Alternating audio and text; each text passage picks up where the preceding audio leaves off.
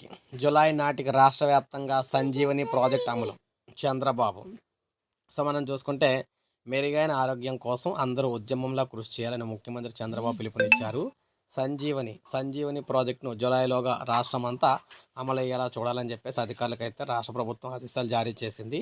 April నుంచి ఎంపీలు, ఎమ్మెల్యేలు, కలెక్టర్లు, వైద్యాధికారులు ప్రజల్లోకి వెళ్లాలని సూచించారు. ప్రతి నెల 4వ శనివారం స్వర్ణాంధ్ర పాపులేషన్ మేనేజ్మెంట్ గ్రామ సభలు, హెల్త్ క్యాంపులు, అవగాహన కార్యక్రమం నిర్వహించాలని చెప్పారు. సంజీవని ప్రాజెక్టుపై ఉండవల్లిలోని క్యాంపు కార్యాలయంలో చంద్రబాబు అయితే సమీక్షించారు. ఇప్పటికే చిత్తూరు జిల్లా కుప్పం నియోజకవర్గం పరిధిలో నారావారిపల్లిలో సమర్థంగా అమలవుతున్న సంజీవని ప్రాజెక్టును జులైలోగా రాష్ట్రమంతా అమలయ్యేలా చూడాలని స్పష్టం చేశారు. వచ్చే ఏడాదిలోగా రాష్ట్రంలోని 56.40 లక్షల మందికి వైద్య పరీక్షలు జరపాలని చెప్పేసి అధికారులు ఆదేశించారు. అంటే ప్రజెంట్ ఏదైతే ప్రజలందరూ కూడా వారికి హెల్త్ బాగోకపోతే టెస్టులు అయితే చేయించుకుంటున్నారు కదా, ఆ టెస్టులు చాలా ఎక్కువ ఖరీదు అయితే కూడుకుంటున్నాయి బయట. అటువంటి ఖరీదుతో కూడుకున్న టెస్టులని ఉచితంగా చేయడమే సంజీవని ప్రాజెక్ట్ అనమాట.